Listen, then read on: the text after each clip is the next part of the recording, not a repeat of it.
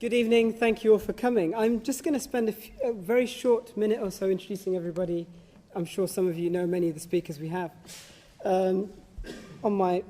Just to my right is Sir David Braithwaite, who's a diplomat, a writer, a supporter of humanism, as I'm sure some of you know. Served in London, Kuwait, Dublin, Cairo, Belfast, was on the UK mission to UN and New York. And I'm sure he'll be providing interesting insights based on his experience and his views. Your confidence is misplaced. And we start already. On my right is Humaira Iqtidar, who's a lecturer at King's College and the author of Secularizing Islamists, Jamaat-e-Islami and Jamaat-e-Dawah in Pakistan from the University of Chicago Press, which was recently published. On my left is Mariam Namazi, who again is quite a well-known and vociferous critic of political Islam, a commentator on women's rights, and she was the 2005 National Secular Society's Secularist of the Year. And just on her left is Yahya Burt, who's the commissioning editor of Cube Publishing, and I think quite a well-known commentator who's recently published British Secularism and Religion, Islam, Society and the State, and was a co-editor alongside other distinguished people. Good evening, and thank you very much for inviting me to this debate today. I've been a great admirer of the work of Andrew and the BHA over the years, and I think it's an organisation that has always challenged in a particular intelligent and forceful way, and in a clear way, in debates that have often been contentious. I think the BHA has been a voice for careful analysis of issues that affect all of us. I won't take up too much time with my opening statement. I think there's every reason to believe that the vast majority of Muslims in Europe are perfectly comfortable with secularism. And I think that is a secularism, if you like, that is defined by a trilogy of liberté, égalité, fraternité, if you like. So, in other words, the liberty is that the exercise of religious freedom is vouchsafed for all. Freedom to practice, freedom of conscience, freedom not to believe, and so on and so forth. The second element is equality. Briefly, that is, the state should not discriminate between religions or those of no faith. Should treat everyone equally, and I would take that to include forms of vestigial or weak establishments, such as we find in England. I don't think that vitiates that fundamental principle in any strong way. Thirdly, and perhaps this is something that is less discussed and is a little bit more intangible, that is fraternité. Perhaps, fraternity, solidarity, however we want to translate that. I think that has two elements, as Charles Taylor, the philosopher, argues. The first element in that solidarity is an inclusive political culture. And what that simply means is that everyone can come together, including religious groups, to discuss political issues, and to try and sort out what is the common good or the common purpose of society. And the second element, which I think is related but distinct in forging solidarity, is actually to promote harmony. Now, by this I don't mean that public debate should not be searching, should not be highly critical, should not unearth abuses within religious communities or abuses that anyone is committing. But what I mean is that there is enough solidarity or enough harmony for us to get to the bottom and sort these issues out. And that we don't have to go towards either prejudicial, exclusionary, or even outcomes, either political or legal, in so doing. The second general point I want to make, I think, is that about the scope of tonight's debate about Islam in a secular Europe.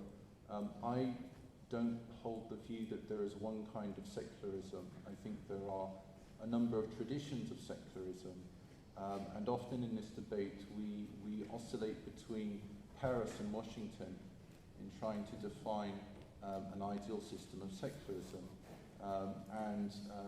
In a worldwide survey of secular systems, America came top for having the most perfect legal distinction between the public and the private. Yet we all know that because of very robust defense of free speech and America's political and religious culture, that religious politics is very robust and much more outspoken than it is here in the UK. And the second pole, I think the second model is French republicanism, which, as everybody here will know, I think has a strong mandate to push a republican culture in schools, and has a strong tradition of seeing all religious public input as communitarian and divisive ipso facto. And I want to argue that neither of these models particularly apply in Britain, and I'm actually preferring the tradition of British secularism, which I think is something along the lines of neither dominance nor disappearance. But religion can serve some public goods, even for those who think religion is hogwash. And the state acts as if it can deliver on certain public goods, then it will cooperate and even support religious traditions in the pursuit or the furtherance of those public goods, such as setting up schools, doing social work in the inner cities, and so on and so forth. I think that it would be interesting to explore, on a final note, it would be interesting to explore what might be purely secular reasons to support a continued role for religions in the public sphere. And the reason, I think, it's something along the lines of, I don't want to be like that, I don't want to be religious, but there are reasons I could find to value that others do hold those religious beliefs and value their contribution. So I've stated things positively, not for a reason to sort of whitewash some very real issues of conflict, but I think it's important for us at the beginning to state positive principles upon which we might come to an agreement. Thank you.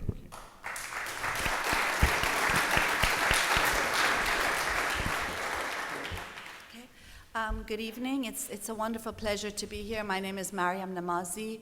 I'm spokesperson of the Council of Ex-Muslims of Britain, as well as One Law for All. I also work on women's rights issues in Iran and the Middle East, including on the recent stoning case in Iran of Sakina Mohammadi Ashtiani. I think secularism is very important. I think it's a crucial and minimum precondition for a civil society in which there are some minimal rights and freedoms guaranteed. It doesn't necessarily guarantee all those rights, but it is a precondition. I think religion is central to the debate on secularism. Secularism is, the demand for a separation of religion from the state. So it's very central, but I think even though in general religion is central to this debate, Islam is most central to this debate.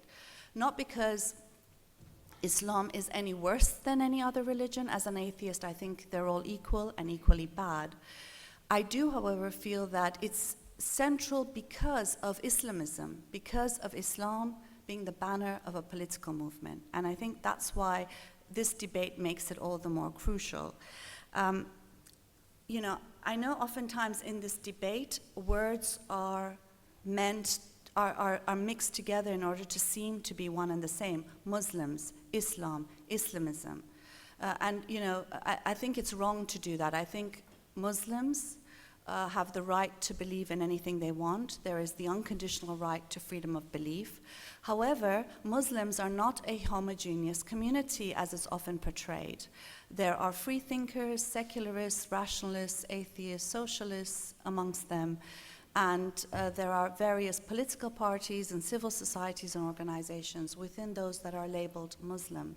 And therefore, I think this immediate the discussion going to an issue of, well, if you discuss Islamism, if you show concern for Sharia law, if you show concern for the burqa or for the veiling of children, it is scaremongering, and attacking a minority is untrue. And I think this is what is often done in order to silence criticism that is hugely needed, because Islamism is a movement that is wreaking havoc across the globe. It is still stoning people to death in the 21st century. It still hangs people in city squares for being gay, for being apostates. This is not about attacking a minority. This is about addressing a political movement that is, in fact, the first victims of this movement are Muslims or those labeled as such.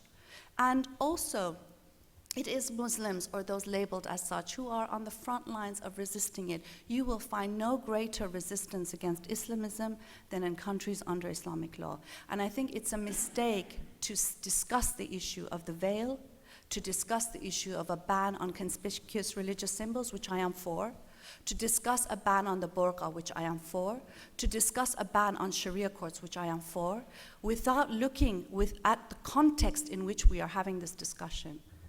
We are living under what I call an Islamic Inquisition, and therefore it makes this issue and debate very different. It's not about attacking Muslims. In fact, Islamism was brought to center stage by US foreign policy during the Cold War. It was not concocted in some immigrant's kitchen. And blaming immigrants and Muslims, many of whom have fled Islamism and have been on the front lines of resistance against them, is wrong. I think also, a well-known Algerian journalist said, simplicity is killing us. The fact that everyone is a Muslim, everyone wants Islamism, everyone wants Sharia courts, everyone wants the burqa, everyone wants child veiling, and to criticize it is an act of racism. It's not. In fact, I think it's racist to say that entire people from many countries, from many political opinions, with many characteristics that define each and every one of us, that they want one and the same thing, which is Islamism. Islamism is an oppressor. Don't mix it up with people who are oppressed and resisting it. Thank you.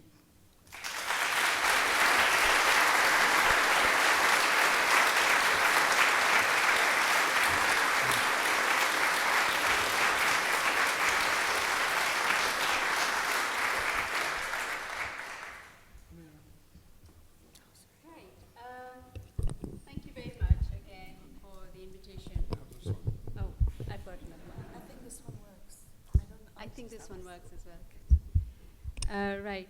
So thank you very much again for the invitation and for your rapt attention today. I guess I'll have about 3 things to say. First of all, we were asked to place ourselves on the spectrum of where we stand vis-a-vis secularism. And I would say that I'm an internal critic of secularism. I think it's very important to unbundle many of the things that are packaged very tightly together in our understanding of secularism. And the first thing that I'd like to say in that context is that we have to make sure that secularism does not become an ideology that trumps democracy.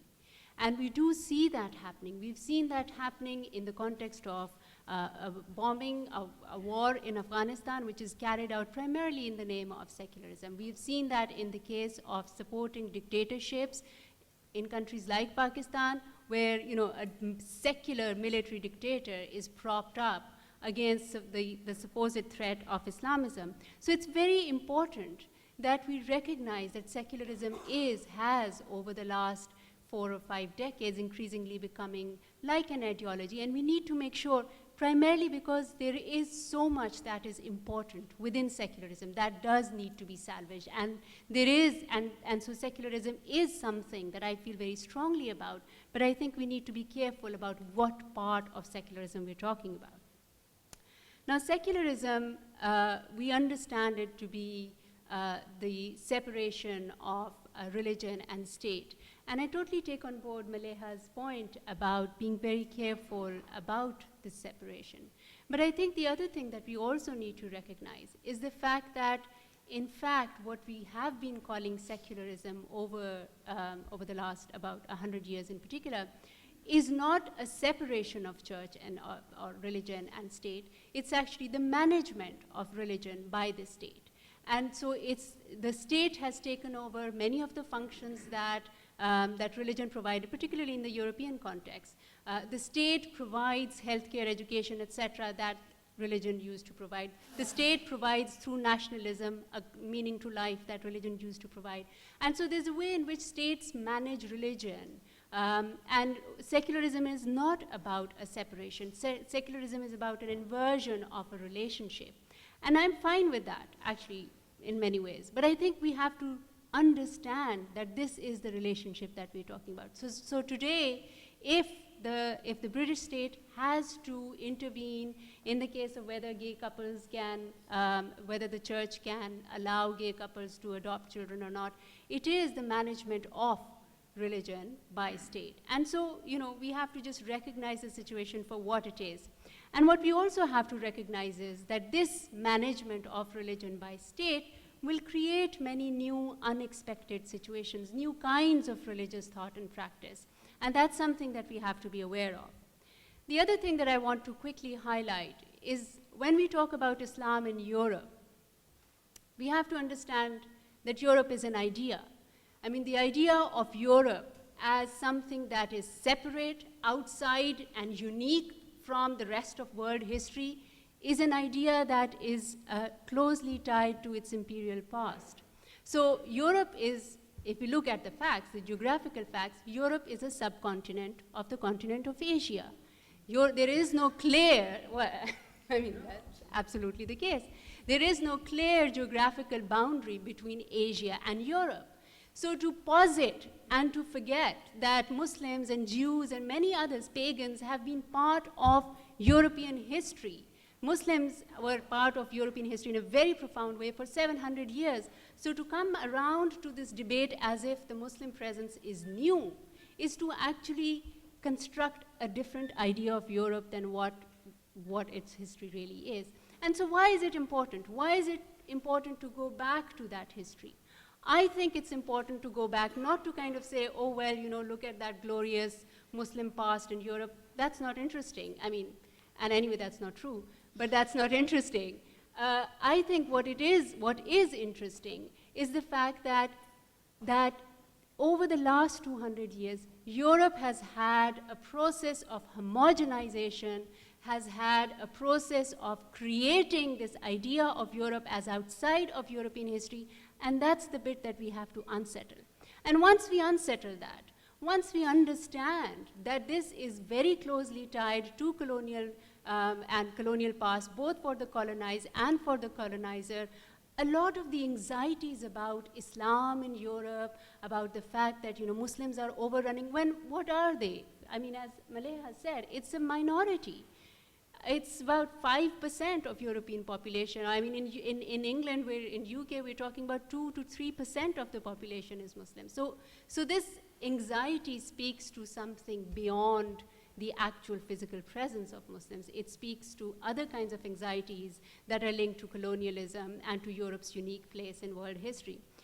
And finally, the only thing that I would like to say, well, because this is a debate, is the idea of Islamic Inquisition, I think, is extremely dangerous because an inquisition assumes a clear apparatus of carrying out that inquisition. It assumes that there's a pattern, there is a methodology, there are instruments, there are people who are there are government agencies, etc. And that idea is a very slippery slope. It's a very dangerous road. Arjun Apodharai, in his book, A Fear of Small Numbers, where he talks about why minorities create the kind of anxieties that they do, talks about how the Nazi regime actually had to work really hard at propaganda. It took a lot of years, a lot of methodical, continuous kind of conversation about the Jews, about the problems that the Jews were creating, about all the things that were wrong with Jewish religion, etc., to create a context in which anti-Semitism could then be instrumentalized in the way that it was. So it's a very slippery slope. I wouldn't want to go down that way without being really careful about what are the implications of what we're saying. And I think I'll stop there because hopefully that's enough food for thought.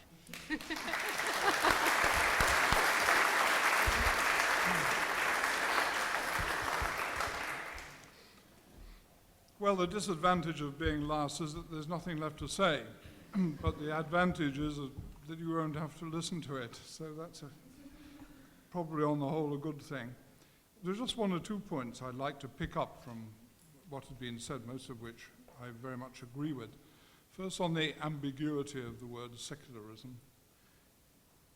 Religious fanatics tend to use secularism as being a false threat against their position. And they whip up a feeling that these secularists are going to do them down and stop them practicing their religion. That's not really what I think most people mean by secularism in the context we're talking about. We're talking about a sort of level playing field, a framework in which people can exercise their beliefs within bounds, obviously, but a framework and not an ideology, and not the kind of thing you are equally casting assertions about. Secondly, it seems to me that we spend a lot of time talking about our differences and not enough talking about the sort of things we have in common. I mean, I have a lot of Muslim friends from the past, and in England, I've come across all sorts, various sorts of Christians, Buddhists, Hindus, Sikhs, you name it. And it seems to me that we all basically have a very common set of beliefs and ethics. It is obviously the things about you don't go around murdering people and you don't go about stealing things, but at a deeper level, things like integrity, compassion, kindness, truthfulness, these are common. Tolerance, these are common to all religions, and I think they're common to not only to the religions of the book, they're common to all civilized people. So we should perhaps stand back and think a bit about what really we're talking about when we talk about clash of civilizations. We're talking about things that are mainly, not always, but mainly on the margin. Abortion, contraception, for some Christians, they would say it's not on the margin, but it truly is. Human rights, homosexuality, treatment of women, women's rights. Most people agree on that. And most Muslims, I think, and most people in Britain would agree on the basic principles that underlie what I'm sure pretty much all of us here agree on. So, moving on from that, there are two things I would say. One is that I think it's wrong and self-defeating and dangerous for Muslims and other groups to fail to participate. I thought multiculturalism was one of the most stupid policies of the last government, and my God, they had some stupid policies. But the idea of separate development, a sort of apartheid, is crazy. It's crazy. We have Muslims, Jews, Hindus, Sikhs, everybody in all sorts of positions in Britain, and this is how it should be. It should be a common society that we all participate in, regardless of our religious beliefs or our non-religious beliefs. And the last point I want to make is that nothing divides society so much as separation in schooling. I spent 2 years working in Northern Ireland. In Northern Ireland, everybody knows instantly which school you went to, and therefore what religion you are. And a number of instant myths spring up about who you are, what you believe in, the danger you are, and so on. So I don't object to people having schools which are run as by Muslim teachers or by Catholic teachers or by Church of England teachers, if there is such a thing.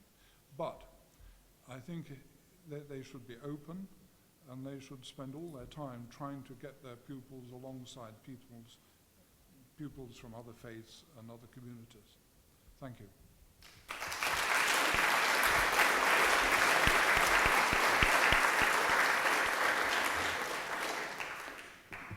Can I thank everyone? I'm sure there's lots to fight over. I'm tempted to try and start one, but I decided to start with one of the questions from the floor. Thanks. Is Paul pointing here? If not, I'll just read that expression, which is, what is the point of moving to a country which has different values and laws from those of your country of origin if you don't want to embrace your new country's beliefs, values and laws? Isn't there something a bit wrong with moving somewhere you don't like? Yeah, first.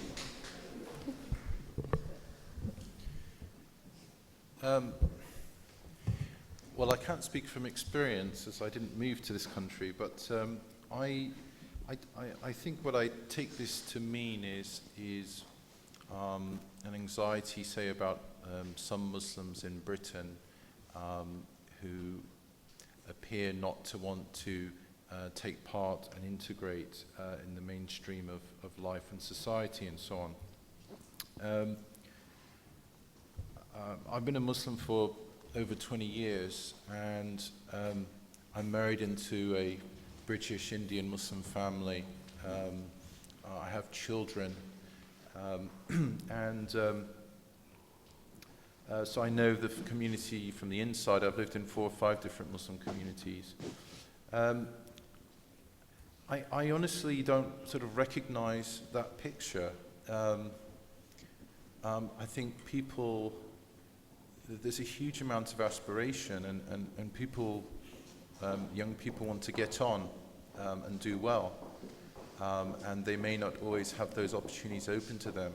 There are generational clashes, but much more often than gets reported in the press, they do get resolved. And of course we worry about times when families could family elders might coerce their children, but my experience is that's not the norm.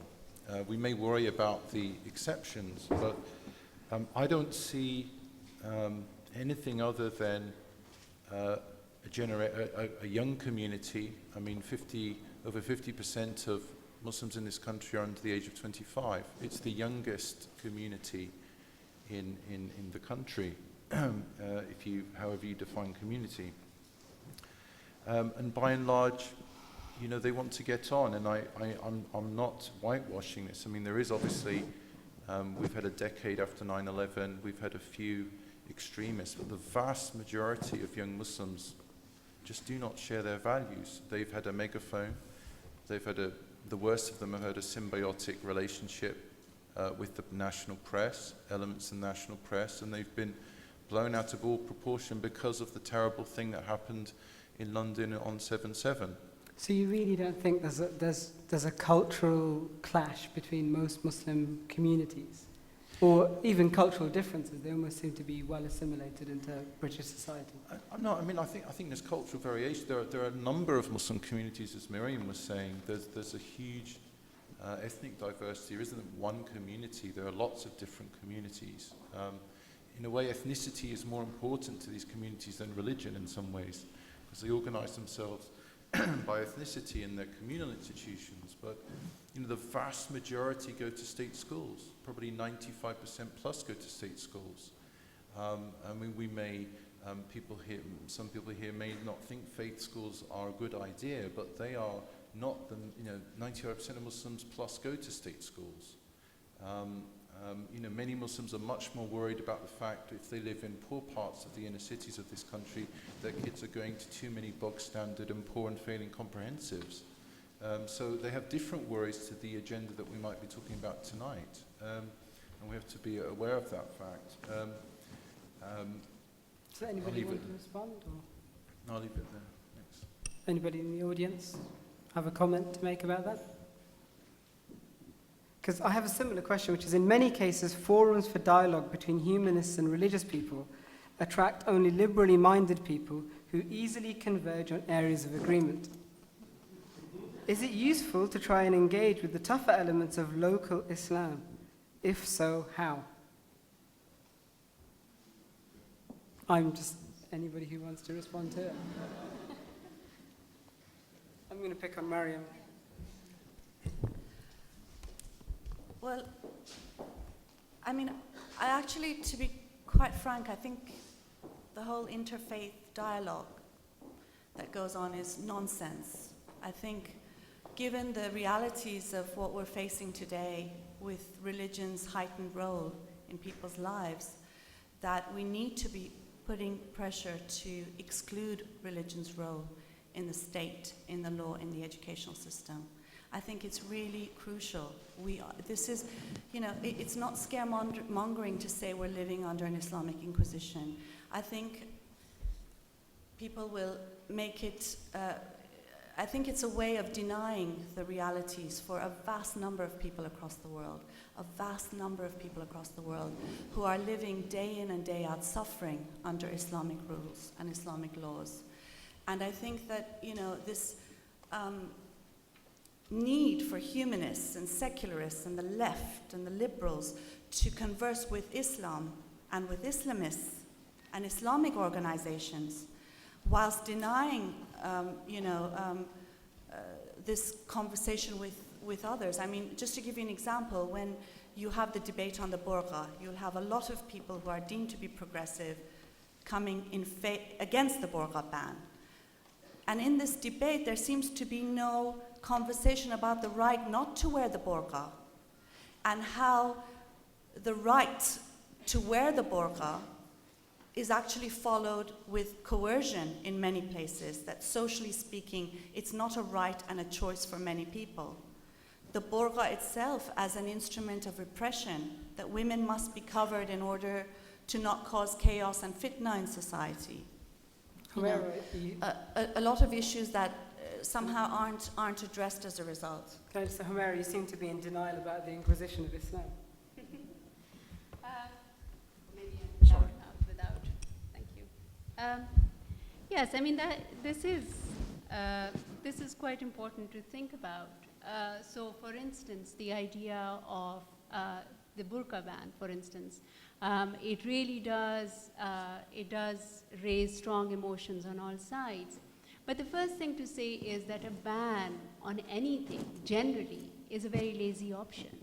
A ban means that you do not engage, you do not have a conversation, you do not try and understand the point of view of the people that you're banning.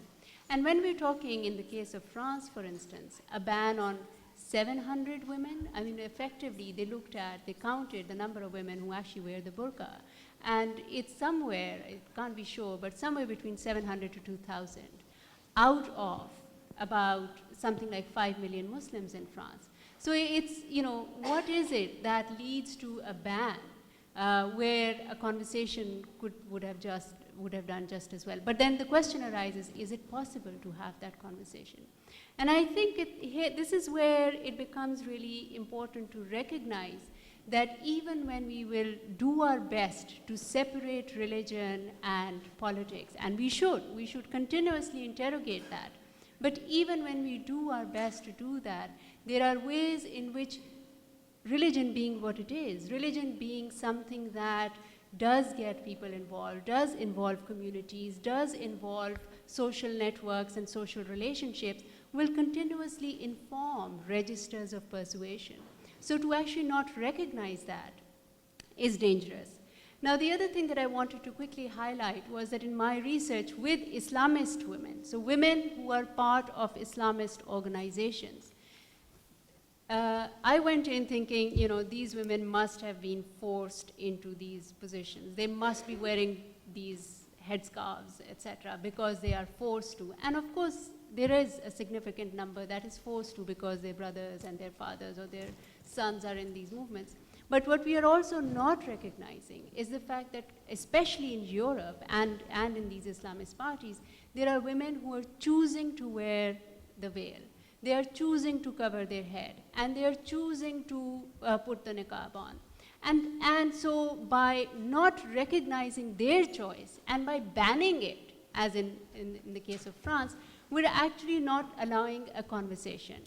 700 women to 2,000 women is really not a threat to anybody. It's unlikely that women will go out in their thousands and start wearing the veil because about 700 women are doing so.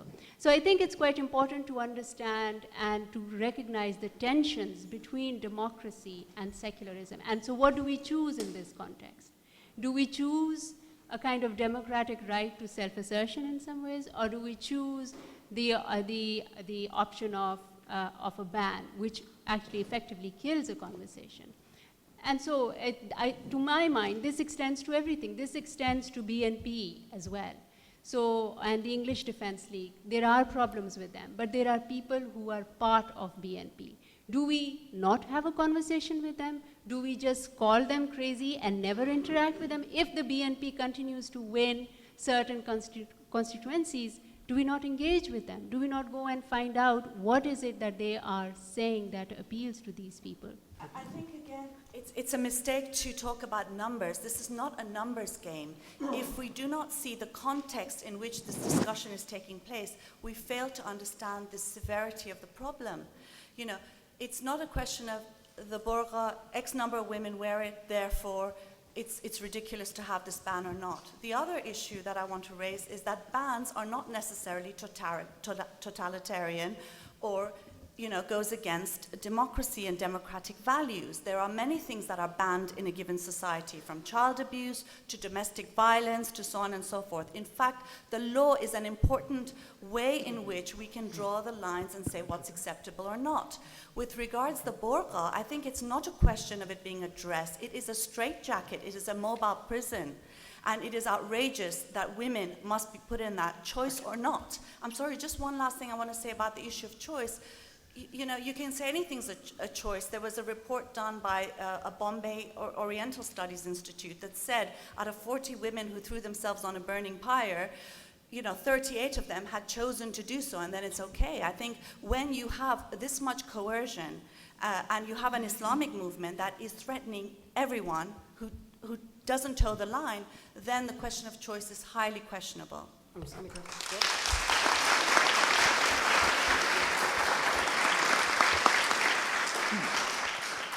David Flint, North London Humanist Group. There's a word missing from this conversation, a word which we are too liberal to speak. The word is race. A lot of the opposition to the burqa is not really a political critique of Islam. It's a resentment of people who are not white. And I think we need to recognize that whatever the political theory, whatever the positions we may take on consent and these rather fancy words we've heard, problematizing consent, gosh, I'm sure it means something. The reality in the political domain is about things much more basic. It's about the fact that white people walk down streets they grew up in and find all the people around them look different. Not worse, different, and it upsets them. And there are probably other feelings on other sides. So we need to be very clear about that. If you can be very brief, the two people at the back and then just one here. Hi, Terry Murray from Oxford Brookes University. First of all, this is not about race. It's partly about sexism. There's nothing racist about white women taking a concern in the fate of Muslim women. I think when it comes to the burqa ban, the real problem is not the state putting a ban so much as liberals like myself censoring ourselves, because we're so PC that we're fearing that we're going to be called racists or ethnocentric. When, in fact, the burqa doesn't mean whatever the wearer wants it to mean any more than wearing shackles and a loincloth by a black person means what that person wants it to mean, or wearing a Ku Klux Klan outfit means what that individual wants it to mean. It has a very important symbolic meaning which has to do with female oppression, which comes from a theology. Let's start engaging with the theological meaning of the burqa.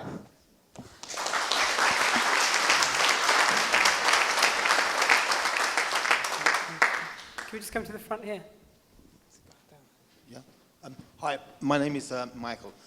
I came here this evening because I'm interested in totalitarian ideologies, and obviously Islamism has been a very one of concern, particularly in the last 10 years we have seen in the UK post 9/11.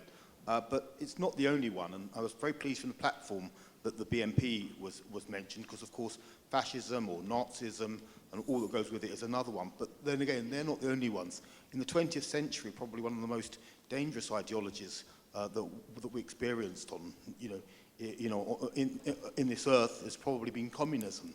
And I just wondered whether the panel, and particularly Mariam, can justify a position where she's talking against one totalitarian ideology, which is Islamism, and she's supporting from a leading position another totalitarian organisation or movement, which is communism. And quite frankly, I think it's an absolute disgrace that somebody should be doing that. Do you want to comment, and then we'll come back to you?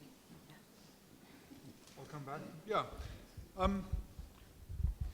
To go back to where we started, yes, one should always engage, and I think one should engage because even if you don't get anywhere, you lose the argument if you don't engage. So I'm all in favour of talking. When it comes to the hijab and the burqa and the sort of badge it carries, the sort of symbolism it carries, I don't think many people have got an objection to the hijab. I mean, Christian nuns go around basically in a hijab, and for the same reason. It's what respectable women wore all over until, in England, about 1500, I should think. I had girls working for me in the embassy in Cairo wearing a hijab, and they were perfectly nice, perfectly normal, perfectly straightforward. I find the burqa different. It's partly because I don't like people going around wearing crash helmets or balaclava helmets the wrong way around. I don't like it when people don't show me their face. But it's not a religious thing. I think it's a very social thing. You can't deal with someone if you can't look at them. And so I am against the burqa. Whether one should ban it, I think, is much more difficult. In some cases, it probably is a genuinely held religious feeling. But I do remember once, to be rather silly, I remember sitting on the beach once in Sharm el-Sheikh in Egypt, and a couple walked past me. The girl was covered head to foot and had a mask on and everything. And they went into the sea, and it was very, very obvious that she was wearing absolutely nothing underneath. And when she came out, it was one of the most erotic sights I've ever seen. Now, I just failed to believe somehow that she was doing this out of this feeling of modesty. Now, this doesn't mean to say that everybody is tarred with the same brush by any means, but what I'm really saying is I think one has to engage and sort out why they're doing it, and if it's for a good reason, a respectable reason, fine. But I wonder sometimes what the motives are. Sorry, just a few things I want to say. One is on the issue of, communism. I've never supported any of the totalitarian communist regimes. I even signed a manifesto with Salman Rushdie and others about how Islamism is a new totalitarianism compared to Stalinism. I'm a communist because I want equality for people, and as Mansour Hekmat, the late Marxist said, the Iranian Marxist, said people go to the left because they seek justice, and that's why I'm on the left. On the issue of the burqa, though, I want to just add a few other things. You can be quick on that. Banning of hijab for adult women is a different matter. That can't happen. The burqa is something completely different. When it comes to child veiling, that should be banned, and I support the banning of conspicuous religious symbols in schools, because children have no religion, and a girl from 9 years old having to wear a hijab in school actually what it does is it imposes sexual apartheid, separation, meaning she can't play, she can't listen to music, she can't go into certain fields of study. That's something we need to take very seriously. One last thing, yes, there is racism. I'm sorry, I'm just going to cut it Just there. can I say one I'm going to cut sentence? it there. 'Cause There's racism. We've got questions that will come back. Just one So, question. I'm sure some of this is going to overlap, yeah? So, I've got a question here which says, what do you think of the phenomena of calling critics of Islam racist or sufferers of a mental illness a phobia?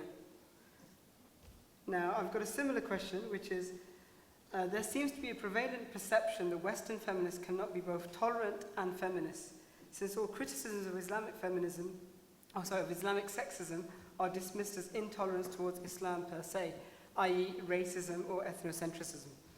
How can we dispel the myth that feminism is uniquely a Western concept?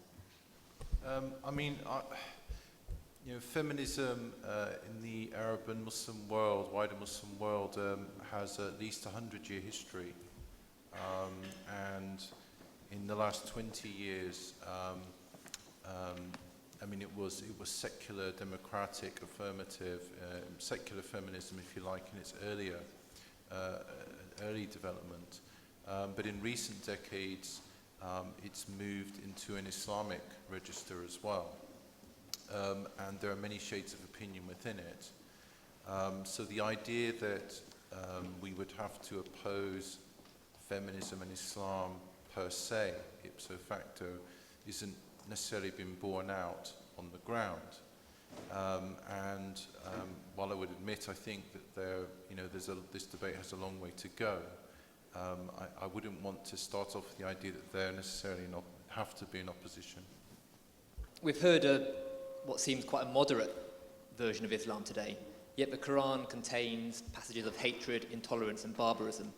I'd just like to invite the panel who are Muslims to tell us which... I've got your question. I'm planning to come to it next. Is that okay? I'd invite them to tell us which parts of the Quran they reject. Okay, for the time being, we're going to come back to that. So I wanted to hear from some of the people that had something to say about the feminists aligning with the far right. At the back. Anybody new or just... Oh.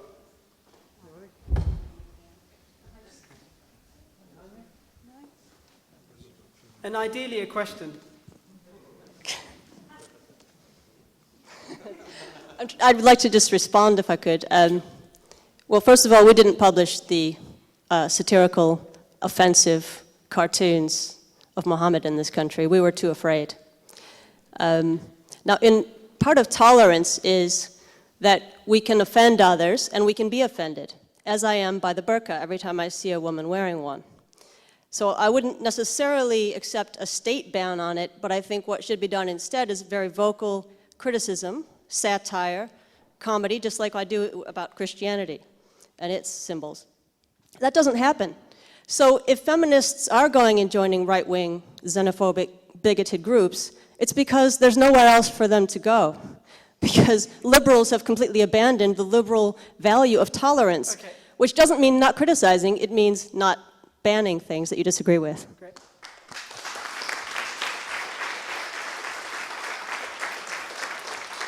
Is there anyone else that wants to comment on the feminism? Not on feminism, I want to talk about race and the right-wing movement. Can we just, I just want to find people that had something to say regarding that, with a hand at the back. Yeah. Professor Malik perhaps left out saying that some minority of Muslim women wanting to wear full face braid might be their style of expression of feminism. Is that right? I'm gonna come on to a set of questions which I think are, naturally leads on from this. Given that the Quran says that salt water and fresh water don't mix, and it gives instructions on how to divorce a child, how flawed and immoral does a book, How to Divorce a Child, how flawed and immoral does a book have to be before people accept it isn't divine? Sure. And the question that Edward Presswood wanted to ask, which was, to any Muslim member of the panel, and I'll open it up to all of you, which parts of the Quran do you reject? And under hardline Islam, apostasy can carry the death sentence Should this worry us here in the UK? So I'll start with you, Hamara. That's quite a lot of questions. I guess you can hear me at the back over there. Thank you. But I'm not quite sure how and why this is relevant to a debate about secularism precisely. So for instance, which parts of the Quran would I reject?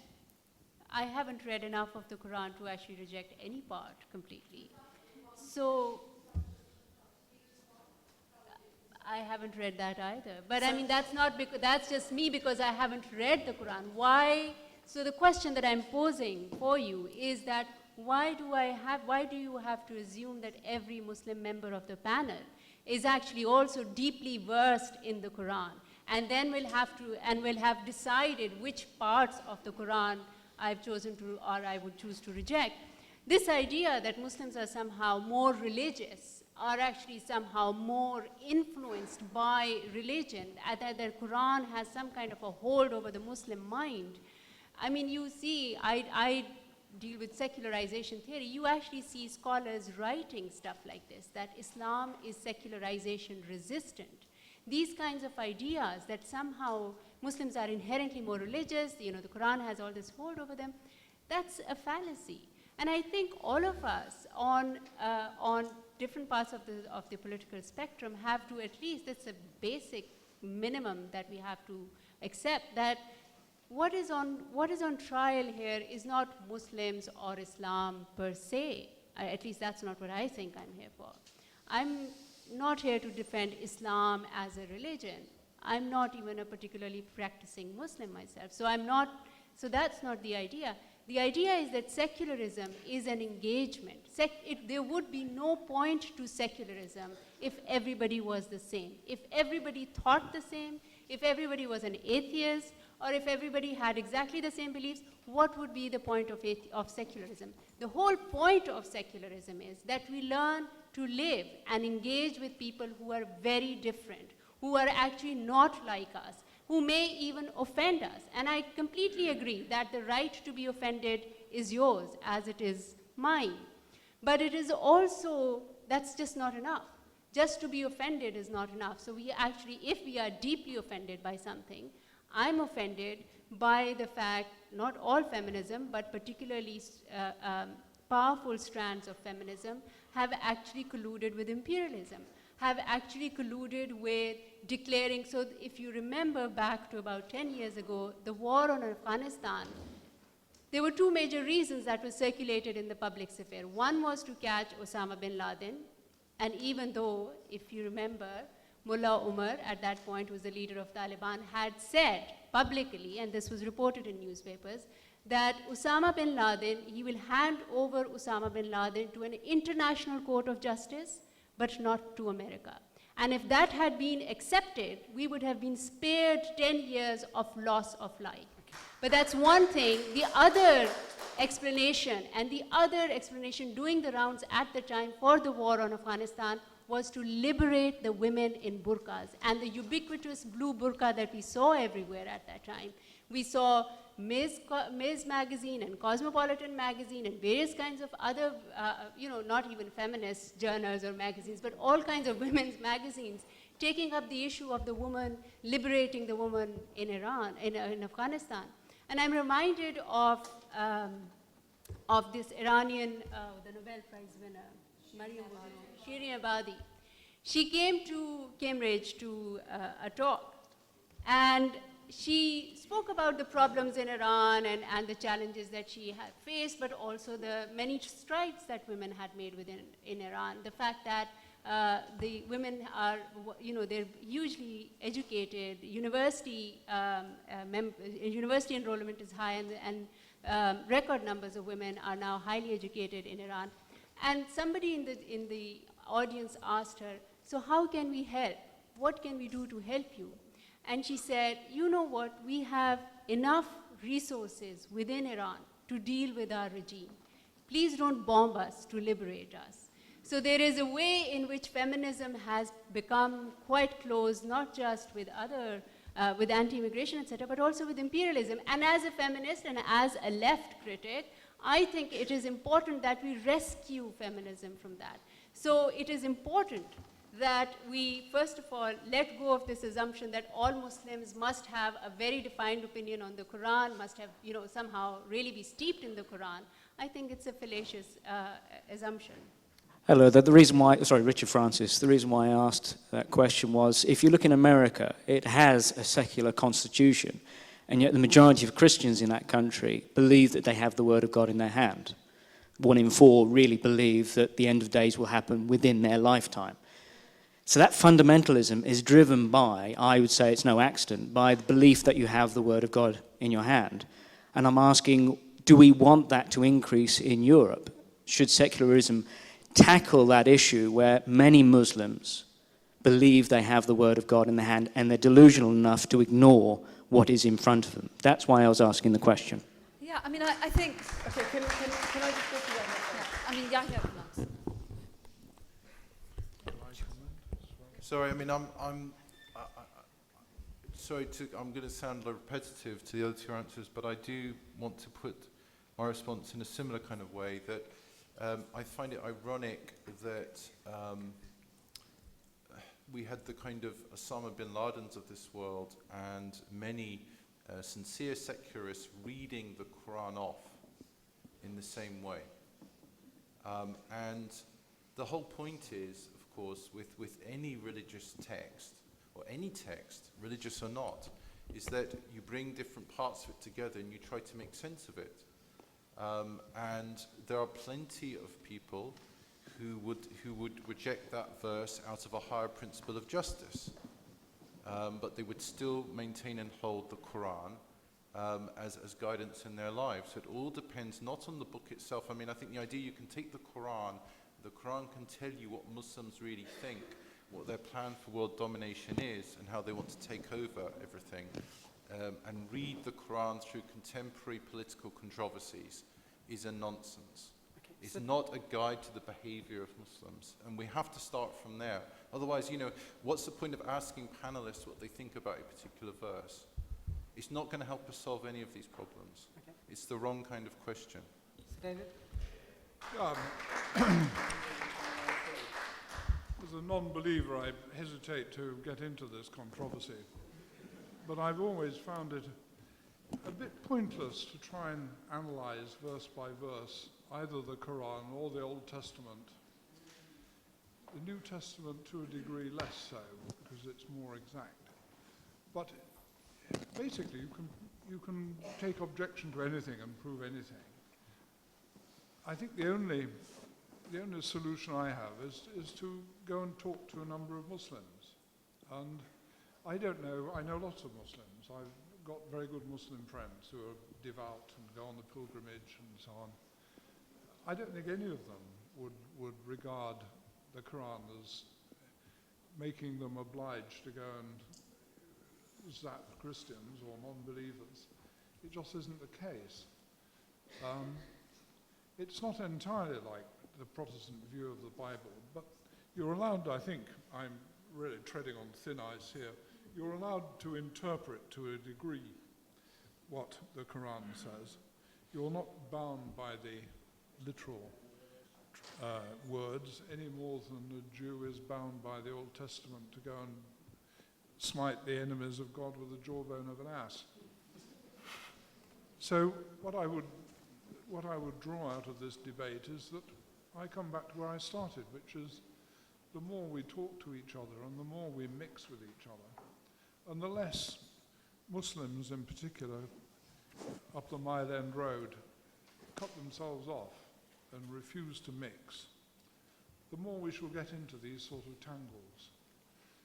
I mean, there are nutters, as you were saying, as the gentleman there was saying, in America, the fundamentalists who wave the book just as the Maoists used to wave the book, and they believe it. There are Muslims who do the same. Yeah, there are Muslims who do the same. Yeah, but it's not everybody. And I think one must learn to distinguish, and one must talk to people. Okay. Sorry? You are free to say the Quran is not literally word for word. I'm not saying anything because I'm not a Muslim and I'm not a Christian and I'm not anything. Mariam. You must ask one of the I mean, people I on, think whether you're Muslim or not, you're entitled to speak in this debate, and I think this is one major problem. I was against racial apartheid in South Africa, and I'm not black. It's possible to do that. Second of all, I think it's wrong to focus on Islam only because I think all religions are misogynist and homophobic and inhuman. They were written for a medieval period. But that's not to say that Muslims are such. You know, Maliha here talks about not racializing the issue, but she keeps doing that. Because whenever you talk about Islam or Islamism, it's been seen as scaremongering, as an attack on the Muslim population. It's not the case. It's not the case. The other issue is that religion never changes, society changes, people change, and that's why there are a majority of Muslims who are 21st century citizens, who want freedom, who want equality, and who are standing up against Islamism. So I think that's why this battle that we face today is not an ideological battle. Christianity hasn't changed. The tenets in the Bible hasn't changed. It's Christianity's role, its political power, its social status, its role in the state, the educational system, the judicial system that's changed. And that's what we need to do with Islam. And that's why I'm saying it's an Islamic Inquisition. This is a political fight. Muslims, or those labeled as such, are part of this fight. I disagree with Shireen Ebadi. Leave Iran to us. No. We're against US militarism, we're against Islamism, we're against the far right. Islamism is also our far right. It's also our far right. We're against the pro-Islamist left that excuse and shake hands with it and work with it. Why can't we as people, what happened to the good old solidarity where we intervened on behalf of people in South Africa, where we intervened on behalf of people in East Timor, not governments, people. And I think what this sort of debate where it's called racism and Islamophobia prevents real solidarity, which people everywhere need and deserve.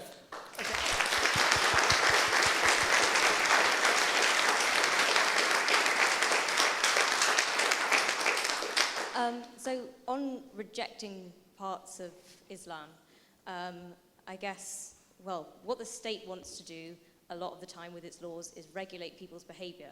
And religion does something similar, especially with Sharia law in the case of Islam. So I think that you have to reject that if you want to be a secular Muslim.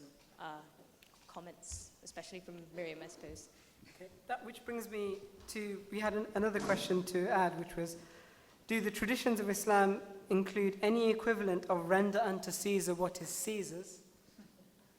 And there was another very long question. Is John Dowell here? I mean, would you like to ask your question?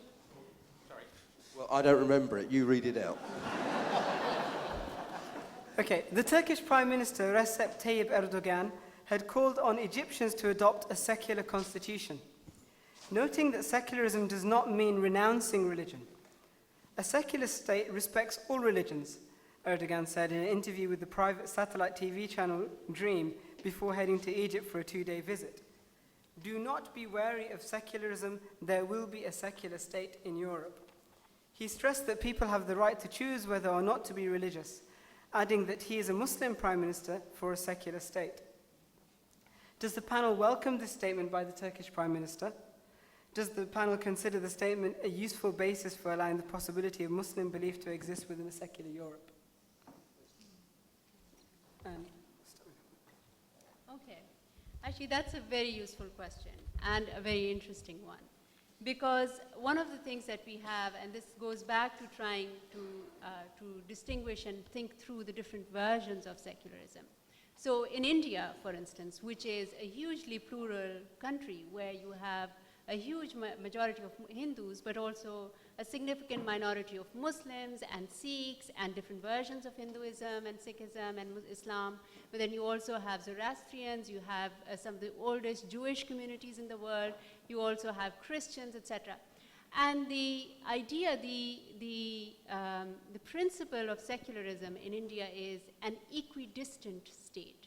So the idea is that the state tries to maintain an equal distance from all the religions. And this, I think, is important because one of the things that I keep coming back to is the idea that in Europe, the European tradition of secularism is of fights within one religion. So, you know, Catholic versus Protestant Christianity, etc. And the idea of this complete separation of religion and state comes from that history. And Europe was one of the most homogenized contexts, as I said earlier. But as Europe is reintroduced to plurality, which is actually endemic in rest of the world, in Africa, in Latin America, in different parts of Asia, all of these states are actually much more plural, have always been much more plural. And the process of making them nation states, if anything, over the 20th century, has decreased their plurality. But these states are much more plural, and their conception, so the Indian conception of secularism is actually is a working model in some ways. It has its faults, it has huge problems as well, but it's a different conception where the state tries to maintain, recognizes all religions, but tries to maintain an equal distance. And this is the kind of thing that, I'm sorry? Well, I mean, not in practice, but not in practice in Britain as well. There is we can't say that there is complete separation of church and state. In America, which is a great example, because the American state, as we heard earlier, constitutionally, the separation of religion and state is perfect. This is mandated by constitution. The division between public and private is worked out to very minute detail. But the majority of the population is Christian. Evangelical Christianity has swayed political decisions there, has swayed elections there. So it's a secular state, and yet it's not a secular state. It's important to recognize that it's not, secularism is not that simple. It does require a lot of rethinking, and especially if Europe is to reintroduce, which is a necessity in Europe. There's an aging population.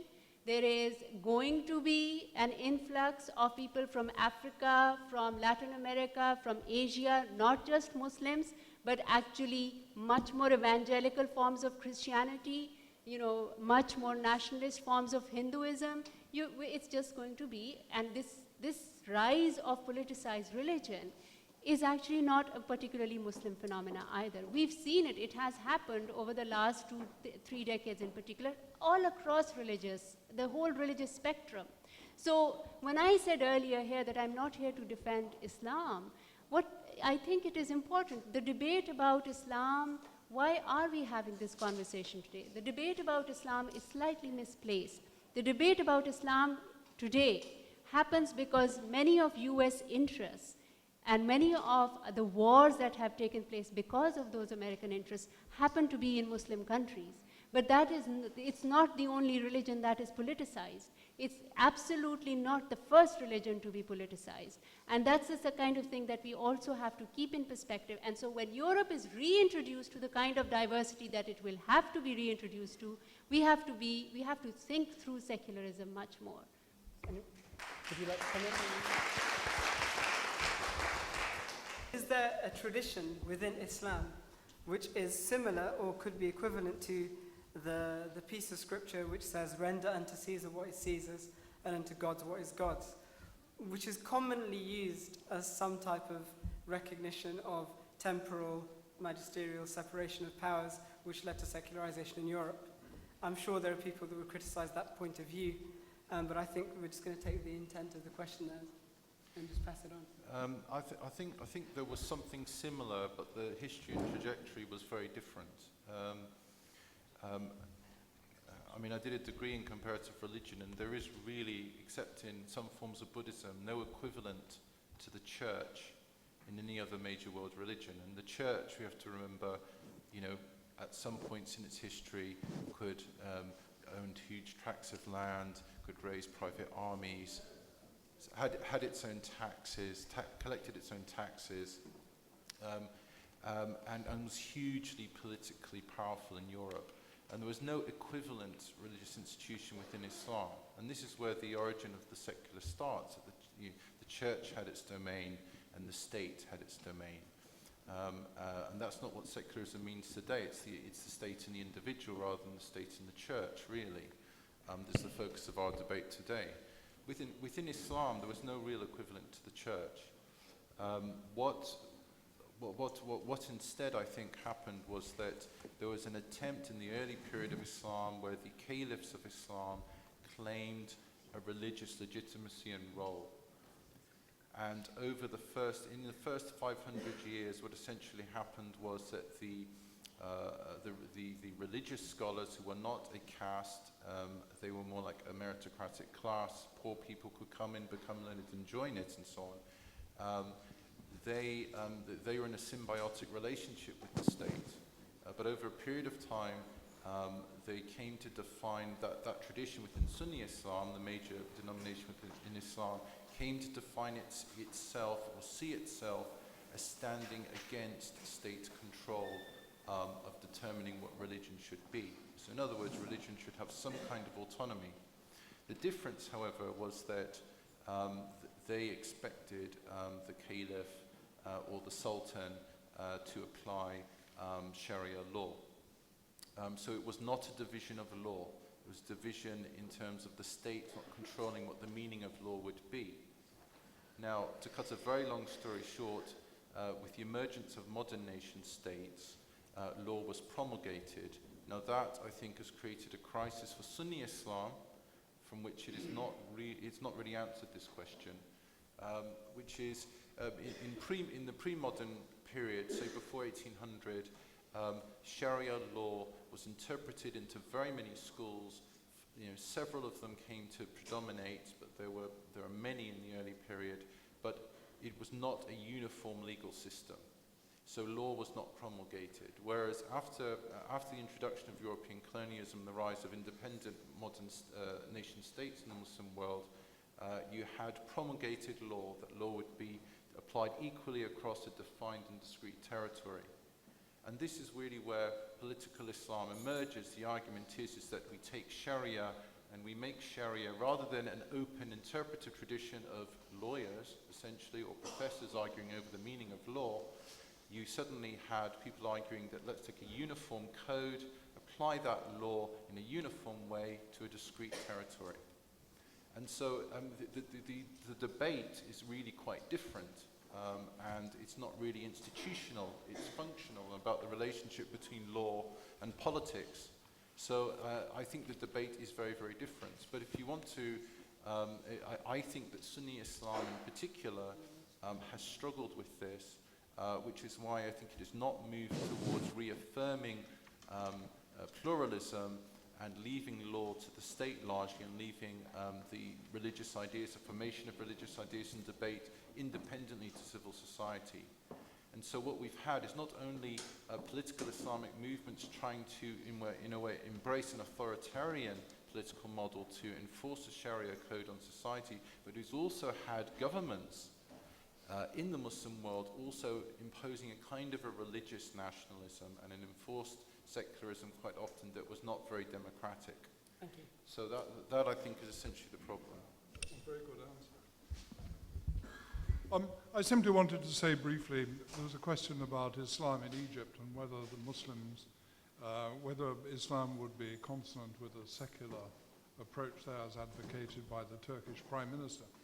I think one of the very interesting things amid the chaos, the political chaos in Egypt at the moment, is that there are signs that the Muslim Brotherhood, which used to be regarded as almost a solid base, is very much split over this and other questions. I think they've now said that, I think 3 Muslim Brother leaders have said that they will be quite separate candidates for president, and there's a fight broken out among them. But I think one of the most interesting trends is that among young people in particular, there seems, among young Islamists, young Muslim brothers, there's a distinct trend to regard religion as a personal matter and a willingness to live in a secular state. And in fact, there is some pressure for a secular constitution, continuing the present constitution, from some of the younger Muslim brothers. Some people have suggested to me that this is a tendency which is wider than Egypt, and that other younger Muslims are more and more tending to see religion as a personal thing. And certainly a lot of my Muslim friends do that. The old idea of an Islamic state which runs according to Islamic law is less prominent than it used to be. So there is an interesting sign of radical change, I think. Just a few points on the Muslim Brotherhood, and even within the Islamic regime of Iran, for example, factions within the regime and with power. Speaking of secularism, is not because Islamism is a secular movement, but because of the explosion taking place underneath, because of people's demand for secularism, the Arab Spring, the post-so-called elections in Iran, the protests. All of them show the irrelevance and antithetical nature of Islamism to people's lives. Maliha says, when she's talking, she says, this is what Muslims are asking for. She doesn't represent all Muslims in the same way that I don't represent all ex-Muslims. There are a lot of reactionary ex-Muslims out there, including people who support the neocon agenda of US militarism. So I think, again, we need to stop boxing people into things. My father's a Muslim. He doesn't support Sharia law. He doesn't support the veil. And many other issues. So I think we need to stop saying it's a tradition, it's our culture. It's not. There are various cultures. It's not about identity, it's about politics and choices. There's the culture of Sakina Mohammadi Ashtiani, who doesn't want to be stoned to death, and there's the culture of the Islamic Republic of Iran that wants to stone her to death. So it's not all one homogeneous group. And I think it's important to recognize those differences within what's being labeled as a Muslim community.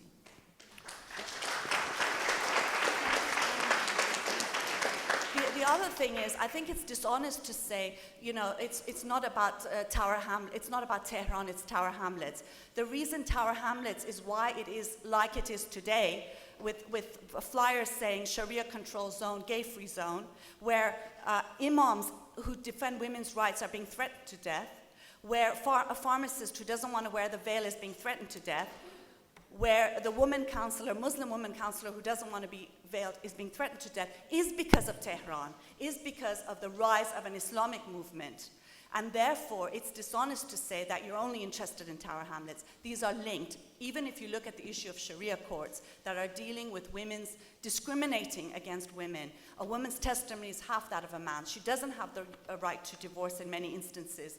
She doesn't have the right to child custody after a preset age. Sharia courts were established in this country after the rise of an Islamic state in Iran. So do not say that they don't relate to each other and you're not concerned about them. You have to ask the Sharia councils and courts when they establish themselves. And they do say that they established themselves in the mid-80s, and it's directly after the rise of the Islamic Republic of Iran. By the way, it was not an Islamic revolution. It was a left-leaning revolution that was suppressed brutally by the Islamic movement, and we've lost an entire generation in Iran as a result. Yes, the Sharia courts in Britain are not stoning people to death, are not amputating people's limbs, but the issue is that they are dealing with family law. And family law is an important area of women's discrimination. If you look at a Channel 4 documentary on Sharia courts in Britain and one on divorce courts in Iran, you will see that the women and children are facing very similar issues. You will not be able to see any difference. And I think what this wonderful song that Algerian women activists put together in criticism of 20 years of Sharia law in Algeria, they call Sharia law a code of despair, a code that's obsessed with women, that clips women's wings. And I think whether it's applied in Britain or whether it's applied in Iran or Afghanistan or Iraq, it should be condemned. It should be condemned. I think to say that women's rights campaigners trying to bring about equality and end discrimination is, a sort of another victimization of Muslims is exactly the sort of language that's always used. What interests me is people who claim to be secularists, dressed in clothing that seems to always support Sharia courts, the burqa, child veiling, and never seems to be vocal against stonings and against the immense violations of women's rights that are taking place. In the Sharia courts themselves, thousands upon thousands of women. And by the way, many Muslim women have also joined the One Law for All campaign against Sharia law. This is not about Muslims versus others. It's about people who demand equality, who demand an end to discrimination and citizenship rights for everyone, irrespective of where they were born or where their family was born. Humaira.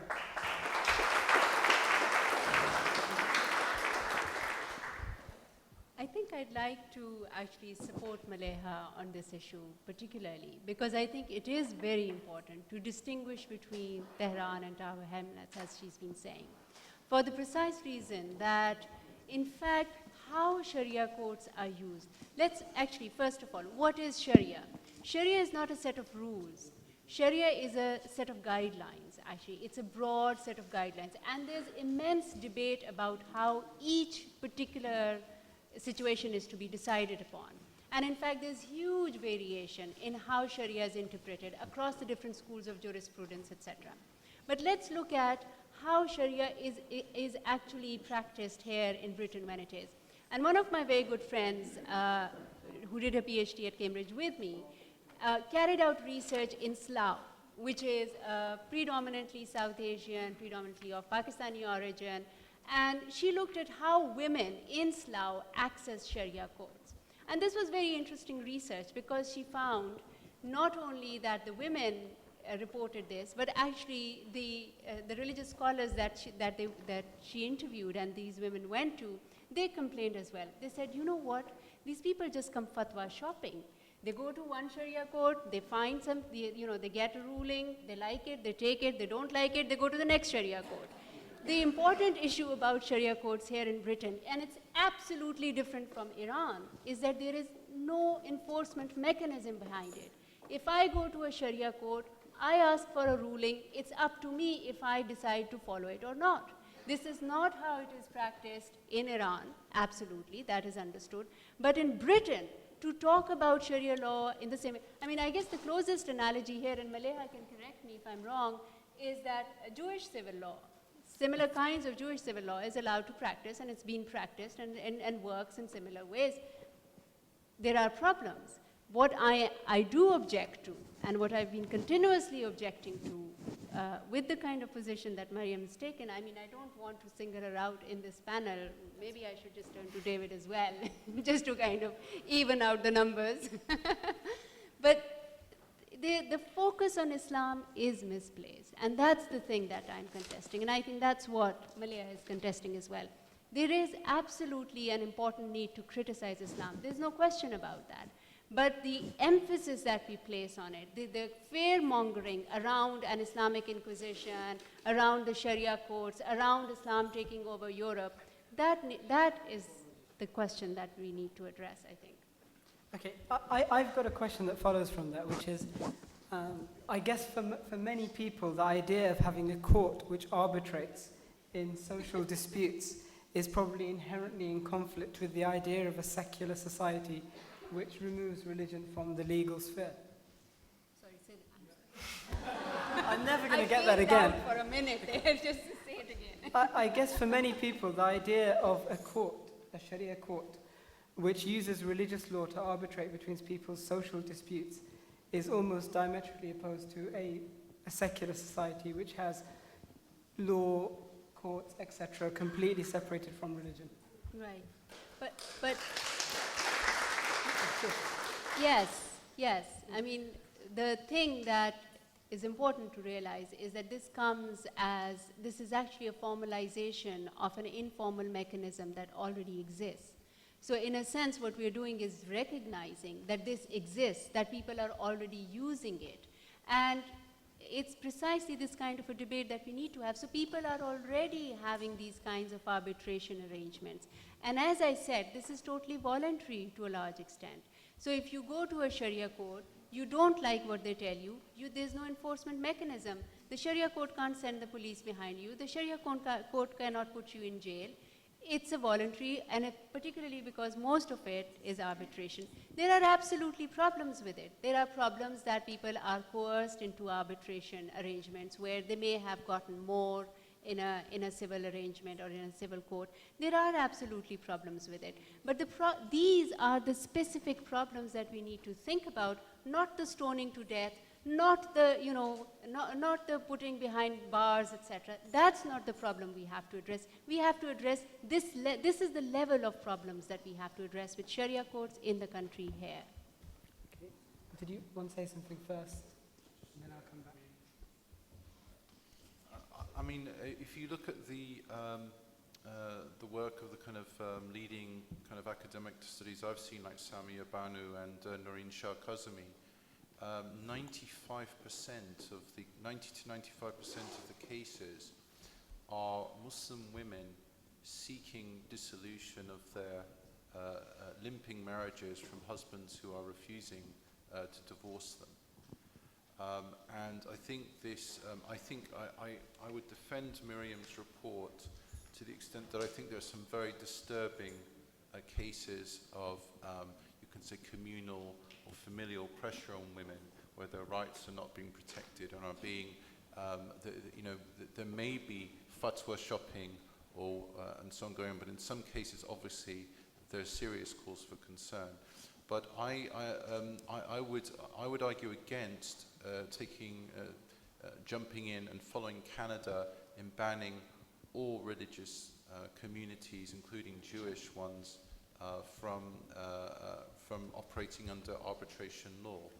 Because what happened in Canada was they actually institutionalized Sharia court frameworks within the mainstream legal system.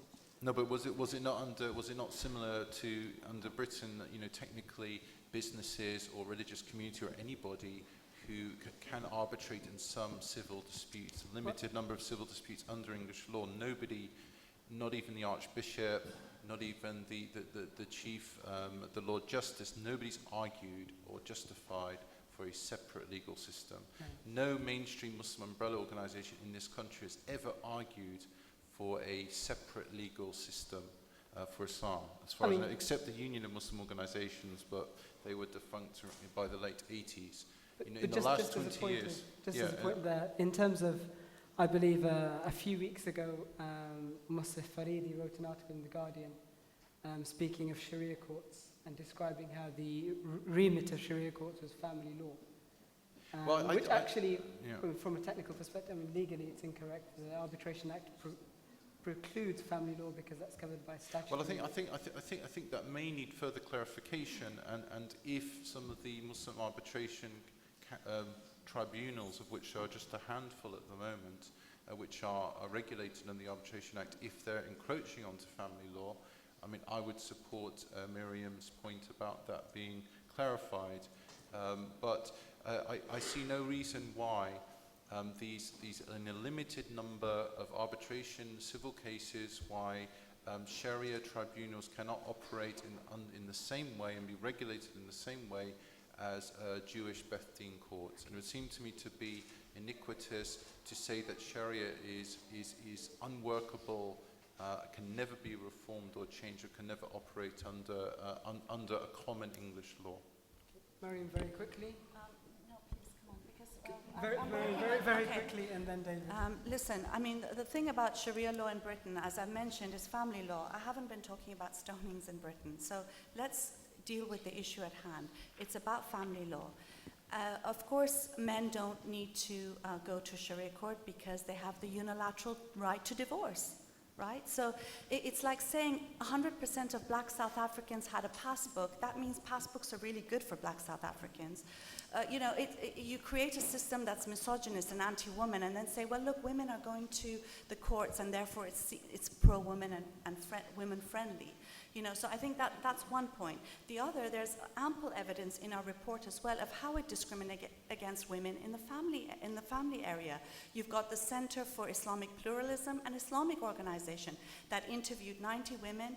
A majority were not satisfied with the procedures. There were examples that they gave. One was of a 13-year-old girl who was forcibly married, and she went to 3 Islamic courts. All of them said her marriage was valid, even though she had said she was forced. She finally got her divorce at the age of 30 because her husband said talaq 3 times.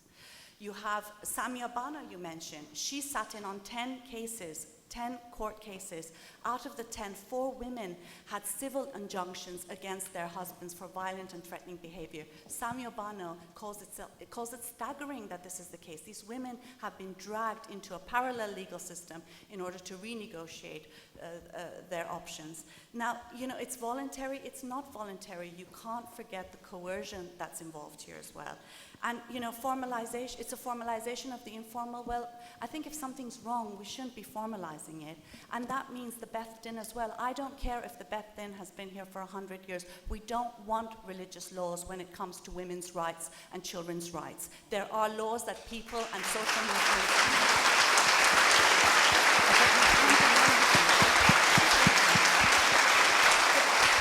There are laws that progressive social movements, working class movements have fought for, and they belong to everybody. And finally, one last thing is, you know, you constantly hear people who seem to keep apologizing for Sharia and never really come out and criticize it openly, even though sometimes you hear that they say, well, there are some parts that are bad. Well, can you come and speak about those some parts that are bad as well? But my problem is, even if you don't have one woman coming forward to say these courts are wrong, the very fact that the law is discriminatory must be proof enough that they shouldn't be around. Even if you had not one black person in South Africa saying they were discriminated against, you just need to look at apartheid to know it's wrong. And Sharia law, as a personal belief, is an undeniable right, an absolute right to people's beliefs. But as a law and as a state and as an educational system, it is something different and one that must be combated. Thank you.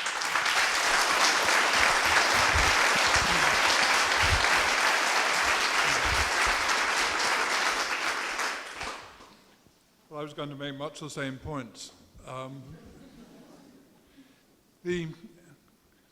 So long as a Sharia court is informal and acts as an arbitration arena and limits itself to things like family law, inheritance, divorce, and so long as the participants are not forced to take part in it and to give up rights which they would have under ordinary law, I see no real objection. That's how the Jewish community has operated in some aspects of its communal life for many years.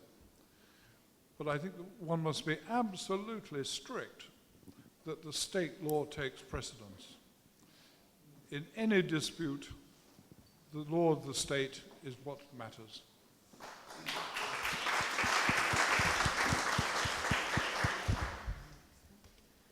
There was a hand up here. Sure.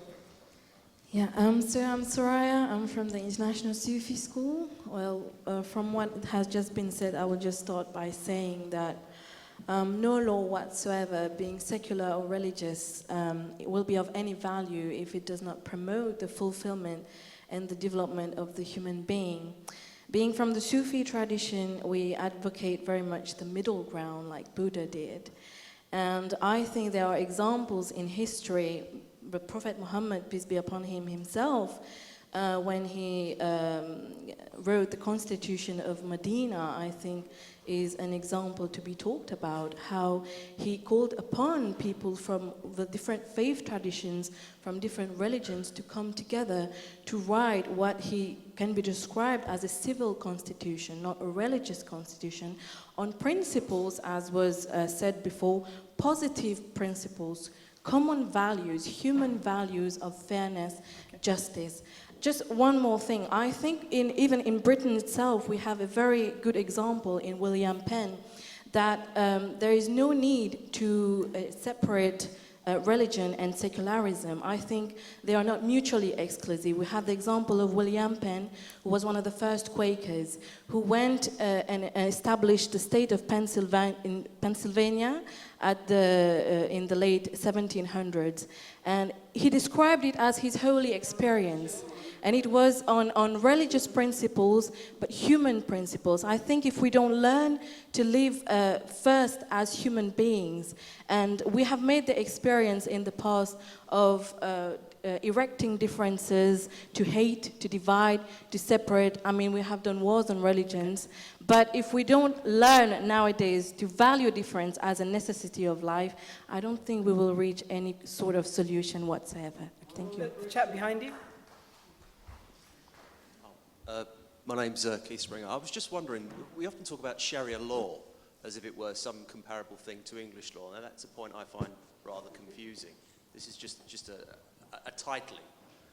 What I'm more interested in, though, my question is, how does this really differ particularly from the troubles that my parents went through with their Catholic priests in the 1970s when discussing the bloody rhythm method, or whether they could get divorced at a later point? How is this any different, and why do we feel the need to jump up and down on this? Hi, my name is Rima, and this is probably my first time to one of these meetings. I'm a bit confused, really.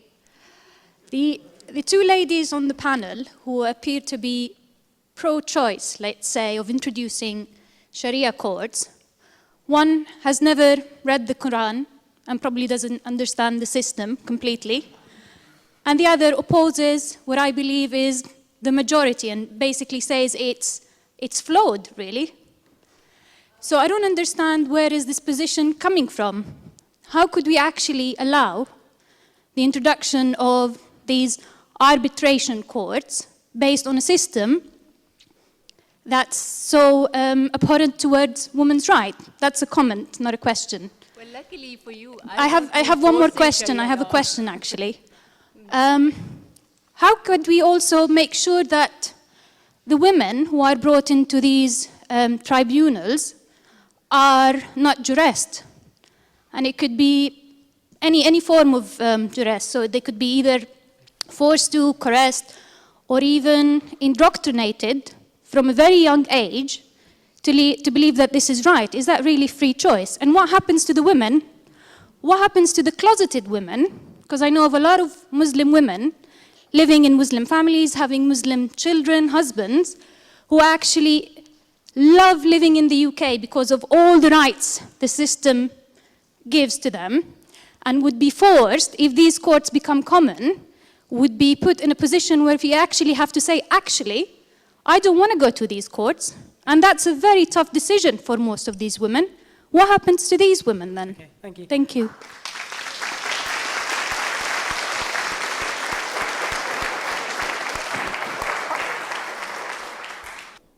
I mean, the only thing I would briefly say is that it would seem to me there are always going to be a number of Muslims in this country who will uphold traditional conception of Sharia law. And either these meeting places will be informal and remain informal. Even if they were banned legally, they may still carry on. If they were recognized and regulated, as with the Beth Din courts, that would seem to me to make more sense. So it's not a question, banning them outright may not actually resolve anything, because at the moment, largely, they're not regulated by the state. And I agree with Maliha, we're talking about something much more intangible than provable legal coercion. It is going to be something like social communal pressure in many cases, when we're not talking about direct violence against women and so on. 30 seconds. I think the fact that they're there means that we have to work doubly hard to get rid of them. I think it's not a question of regulating them. We don't want female genital mutilation just because it's done badly. We don't want to set up clinics to make sure it's done safely. We just don't want them. Finally, religious courts haven't been there since the 1950s because they solve social problems. They are the cause of social problems, particularly when it's linked to an Islamic movement. There is coercion. If there's people in this room who are Muslim and ex-Muslim, and they've transgressed any norm that Islamists say is a transgression, from not dressing properly, not wearing the hijab properly, raise your hand. Have you faced intimidation or violence or threats for transgressing any sorts of norms? You have one. You have one person. Two, three. There's more. There's more. I know there's more. 4, 5, 6, 7. And these are people who dare to speak because this is a safe environment. So I disagree with David, though, about the question of it's okay to have Sharia courts as long as it doesn't supersede go over state laws. It is doing that. And what's happening is that the government is shrugging its responsibilities to a large number of citizens. We have to ban it. Hello. This is a point that we've come back to again and again. my not having a Quran, this is a political statement as far as I'm concerned, because I can study Islamism as a social, political, and economic phenomena. And the idea that to be a Muslim, I have to have, and to have an opinion on Sharia, I can study Sharia, and I can study, and all of us can, study and understand Sharia without being a Muslim and without actually reading the Quran. And I think that's the important point that I'm trying to make here by saying that I haven't read the Quran. Regarding the Sharia courts, what we're doing here is actually, it's quite interesting. And I mean, I hadn't really expected, I didn't know what to expect of the audience, but I hadn't really expected this amount of lack of engagement, in a sense. Because the persecution that came to my mind when Mariam just spoke about it was of a friend who wears a hijab, was in Paris, was actually assaulted in a public space. A woman came, slapped her, and tried to take her hijab off. And this is the equivalent of trying to ban Sharia courts. Because this is, as Maleha says, it's something that is organic to some extent. We have to understand it, we have to engage with it. There is coercion, but this kind of derogatory looking down upon it and the assumption that these are all crazy people who go to Sharia courts, that's not going to help at all. David, do you have any? Right. Again, 30 seconds. Briefly, I'd much prefer not to have Sharia courts. I mean, let me say that at the beginning. I'd much prefer not to have Jewish community courts. But I think there is a principle where consenting adults get together in private and make an agreement. If they're unforced and it's a voluntary agreement, then it's better than going to lawyers and spending God knows how much on the wretched law profession. But I fully agree with the lady at the back and her problems about her issues about compulsion. There have been lots of stories about compulsion, and I think it's bad. Before I end, there's a fantastic article about Islam, Sharia courts, written by Rashad Ali, which you can find in Dissent magazine for all of you who are really interested in that. But I'd just like to end with the last few comments regarding two things, and again, a minute each, and a strict minute each. What do you see as the challenges for Islam and Muslims within Europe, i.e. via secularization or secularism? If the question is directed towards Muslims, say in this country, I think that the main thing is for them not to internalize a kind of media hype about them. And it does have a very deleterious effect on public opinion. Tracking opinion polls over the last 10 years, sort of the words associated with Muslim: extremist, fanatic, terrorist, etc. Those are the most common adjectives attached to the word Muslim. So for me, Muslims should not internalize that, and they should not also only feel victims. We have to not only stand up for our equal rights, but also remember what we have in common with everyone else. And I think when the debate gets very heated, we sometimes forget the kind of the wonderful freedoms that we do get under secularism. I'd like to sort of end on that note, and any words that have been spoken tonight, I think by a number of the members of the panel, really are to protect and preserve secularism, that secularism does not oppose democracy. We did not mention tonight the banning of minarets in Switzerland. How many people here, a hand, would support the banning of minarets? Put a hand up. Do you think it's a pro-secular principle? Should minarets be banned? No. From a secular point of view, and that's what I'm trying to say. I think we have to be concerned about the fact that in defending secularism, we don't subvert it. Right. Minute. I think any time there's a criticism of Islam, Islamism, Sharia law, the burqa, it's called derogatory, scaremongering, and it seems to be as if you're persecuting Muslims. In fact, I think I'm defending the rights of Muslim women more than anyone else on this panel because of the work I do against Sharia law. I also want to say that this is the challenges for Muslims in this country is the same as the challenges for anyone in this country. It's not a clash of civilizations between Muslims and Westerners. It's a clash of civilization between secularists and democrats versus totalitarianism and theocracy. And I think that in this fight for secularism, we have a great many allies who are Muslim or who are labeled as Muslim, and a great many enemies like the English Defence League, like the British Nationalist Party, like the Stop Islamization Europe, who are like the Islamists. They are the same side of two coins, as well as US-led militarism. I think we need to start showing real solidarity for people in our own communities and country, as well as across the world. We need to defend secularism, not a watered-down secularism, which is an Islamist agenda, but the secularism that reigns in religion and defends people, puts people first, puts people first.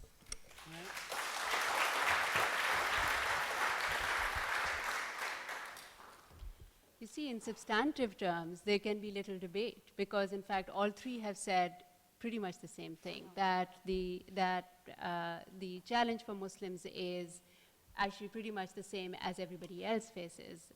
And I think to some extent it is true that the challenge for all of us, and not just Muslims, is to think through how to be a citizen, and a proud and, functioning and involved citizen, without having to think about your identity constantly, without being reminded of your religious identity, even if you don't want to, without being asked constantly, if you're a Muslim, which parts of the Quran do you support or not. So I think the challenge really is to be comfortable as a citizen and to be able to enjoy and appreciate and contribute to secularism within this country. I think I can be very brief. I mean, I think the challenges from the whites, I think the challenge to Muslims is racism. And I think the challenge that the Muslims can do something about is to be full-hearted participants and not to shut themselves off and isolate themselves. And if it's a self-defeating action. But racism is the main problem, and we shouldn't ignore it. Okay. Can we take a moment just to thank our panel?